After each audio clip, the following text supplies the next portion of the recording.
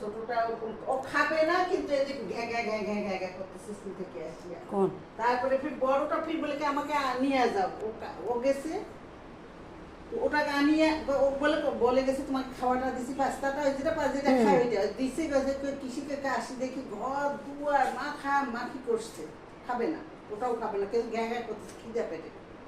আচ্ছা যাই হোক, এটা ফিরে আসিয়া এটা ওর সাথে যোগ হয়েছে, ও বলে কইতেছে যে দুইজন মিলে একটু খেলো, তো থামবো। বড়টাও শুনে না, ও কম্পিউটার নিয়ে বসছে, বসে তারপরে ওর মা এই কারণে আপু কইছে কম্পিউটার ভাঙ্গা ফেলাম। ভাঙে ফেলছে। আল্লাহ, এই যে আমার ল্যাপটপ ইয়াটা আছে আইপ্যাডটা, ওইটা পিচিটা দে, ওটা ভাঙি ফেলছে, আর ওর কম্পিউটার উঠাই নিয়ে যায়।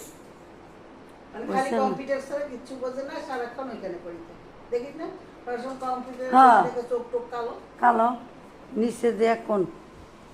তারপর হ্যালো গাইস, আসসালামু আলাইকুম। আমি এখন ভাতের চাউল নিচ্ছি, এক পট নিলে হইব আমগো না। হ্যাঁ, এই যে আমি চাউল নিতেছি, বিসমিল্লাহির রহমানির রহিম।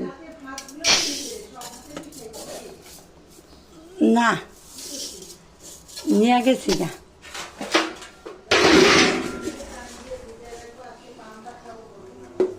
কালকে খায়েন তো, ভাত চাল বেশি দিছি, আজকে ইলিশ মাছটা রান্না করবো আর চালটা দিতেছি। দেখেন যাই হোক, আমার মেয়ে জীবনের বাচ্চাটা কখনো ভাত খায় না, ও জন্ম হওয়ার পর থেকে ও ভাত টাত খায় না, এক দুধ খেয়ে বেঁচে আছে। এখন ওর বয়স 6 পড়ছে। এই পাস্তা নুডলস এগুলো একটু একটু দিলে এই 1 চামচ 2 চামচ নুডলস খাবে, আর কোনো মাছ মাংস পাস্তার মধ্যে দিতে পারবে না। একটা নুডলস আছে দুধ দিয়ে খাওয়া যায়, বাচ্চাদের ফুড হিসাবে ওইটাই খাওয়ায়। তো আপনারা দোয়া করবেন আমার বোনের বাচ্চাটার জন্য, যেন বাচ্চাটা সুস্থ সবল থাকে আর ও ঠিক মতো খাওয়া দাওয়া করে। তো গাইস, আজকে অনেক কথা হবে, আমি এখন রান্নাটা করব।